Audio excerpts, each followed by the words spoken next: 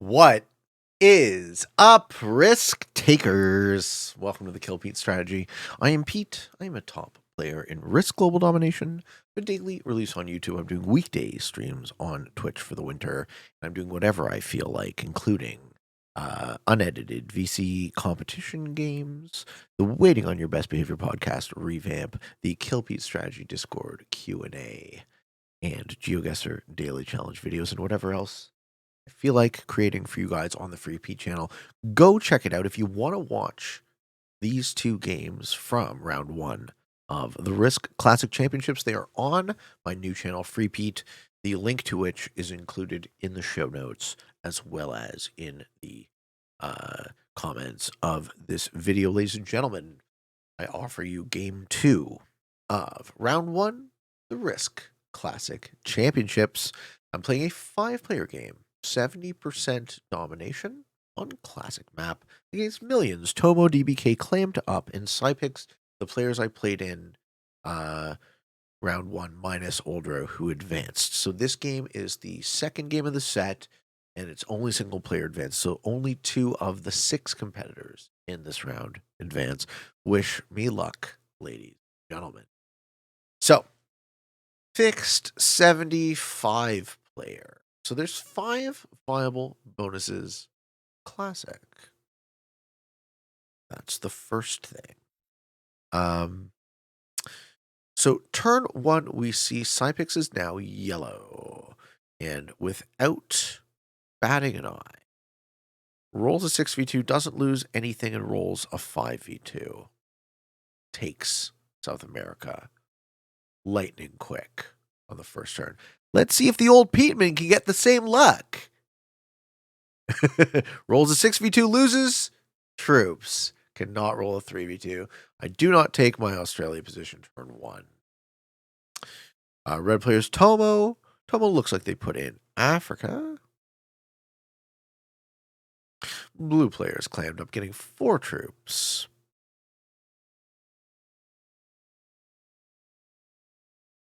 And it looks like he would like to connect his troops either out of Africa or would like to move in, depending on what happens. Red. Black players Millions, and Millions has a claim on Europe. He says, hey guys, probably be wise to get your troops out. And he leaves Cypix a road to get his 5 into SA, and Blue a road to get his 5 out. Cypix takes it, sits on North Africa with a 12 stack. Brilliant play. Cypix is not only looking for South America, he's looking for Africa as well. I do take Australia turn 1 or turn 2. So now I'm sitting with one of the worst bonuses in my opinion, but I have a lot of material in North America, and I would love to be able to conquer North America, and I would happily trade South America for, or Australia for North America. Blue gets his card and leaves Europe. So Millions takes Europe on the second turn, and Cypix decides to add material to North America, which is bad for my game, ultimately, and an unfriendly move.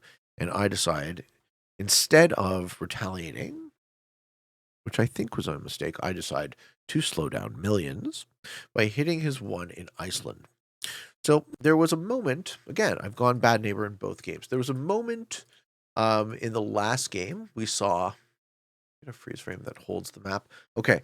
There was a moment last game where I did Millions, the black player, solid. And after he got over his indignation that I would break his +5, I said, listen, here's the thing. I'm trying to slow you down so you don't just win the game by holding a +5 turn 2. I'm not actually trying to make you lose. It was a balancing move, not, a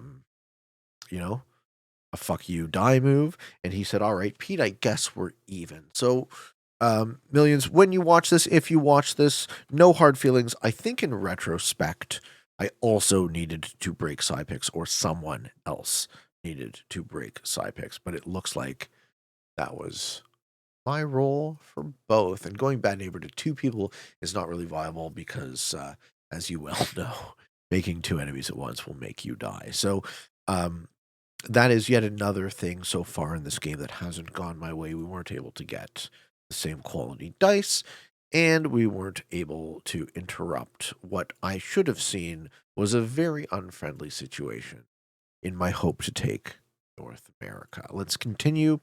Red player playing a bit haphazardly. There's a bunch of positions. It's more of a progressive style. I think red absolutely needs to take a bonus, and both red and blue leave Africa basically for yellow. So Millions takes Europe. Now, I'm not going to break again. I'm not trying to ruin anyone else's game. But I don't really have good lines to take North America. So I offer Blue a deal. I say, Blue, I'll give you Australia. That means I will move my 6 out of the way, let you take those 4 territories off your 15 if you roll down your 4 in North America into not me. Blue agrees. So I do what I said I would do.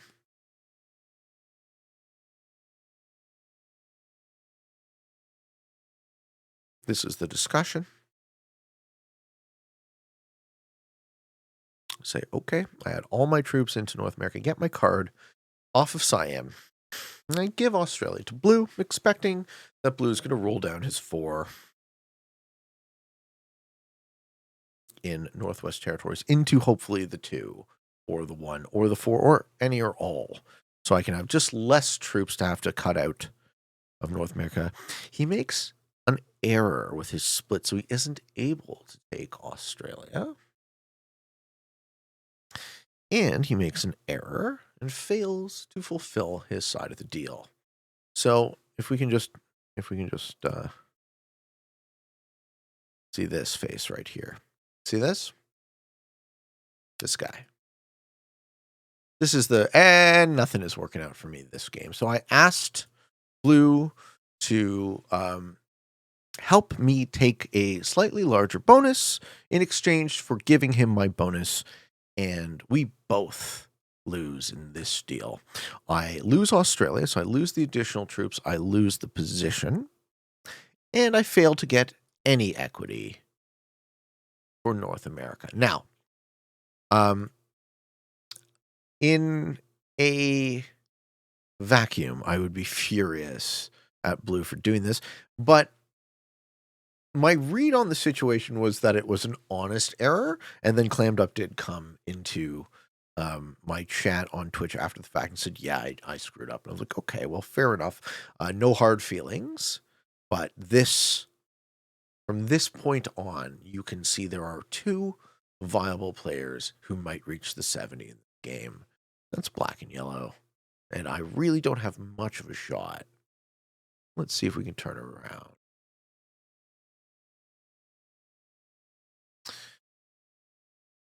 All right, so turn 4. Millions does hold Europe. It sits with a big-ass 20 stack.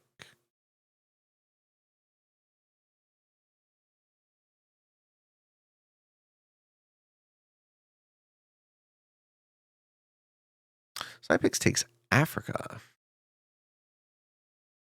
I think I should have broken. I should have broken South America at this point.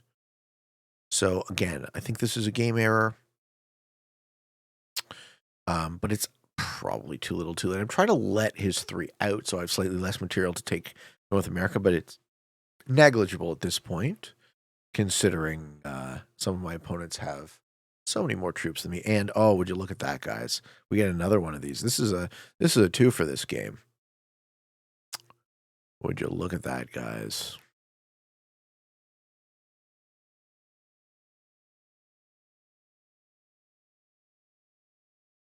Pete's turn 5, no set.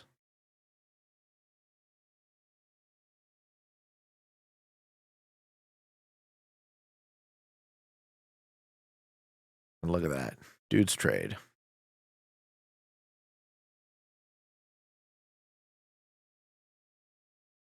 Guess I don't check my cards. Yeah, now we check our cards. Waiting until 5 for the low match. Just about anything that went wrong this game for me went wrong this game. Not much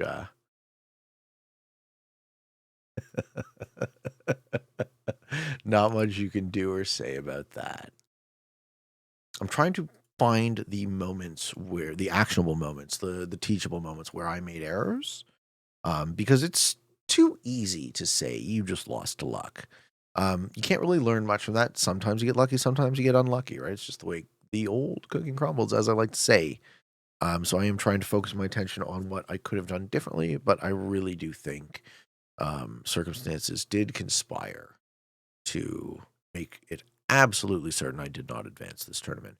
Um, the infantry trade, I set in, I do take North America. Blues 3 remains for multiple turns. I don't know why on earth I gave up on Australia to have to still roll a 3 stack. I'm a little bit frustrated about the outcome. I'm also extremely frustrated that the nature of single player advances resulted in me in a 6-player group with a top player like Cypex and many others in 5 and 4-player groups, where the probability, assuming all players are equal in my group, was 33% to advance, and the probability in a 4-player group is 50%, and that is fundamentally unfair tournament. So I would really hope and expect, and I don't know why blue pops my 5 there. That is another thing that I don't understand why this is happening. You can see me not having a good time, and I'm pretty sure we won't have to wait much longer to find out the outcome of this tournament. So folks, let me just say I'm a big proponent of fairness in tournaments, and let this first round be a learning experience. You experience the vast majority of your no-shows in a tournament in the first round. The harsh cut, the 2-player advance round, should be as late as possible, such that we don't have 4-player groups with a 50% chance to advance and 6-player groups with a 33% chance to advance. That's not very fair. I would love to play more of these classic tournaments. I think classic is absolutely far and away the roots of the game. There's a reason why it's super popular. This tournament was promoted in the app. I wish you guys the very best of luck in your future rounds. If you advanced, good luck, folks. Have a ton of fun with it. And let's see a much more fair and competitive season next time around. Ladies and gentlemen, congratulations to Cypex and Oldro. Good luck to you guys in your next round.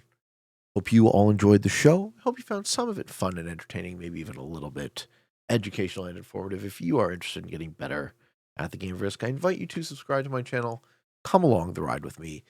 I have a daily release on YouTube. If you want to catch the unedited VC competitions, that is available on my new channel, FreePete, along with GeoGuessr Daily Challenge videos, the revamped Waiting on Your Best Behavior podcast, KillPete Strategy Discord Q&A, the Risk News program, and anything else creative I'm feeling like doing at the time. Ladies and gentlemen, thank you so much for watching. Until next time, for all of you on the path to world domination, good games and good luck.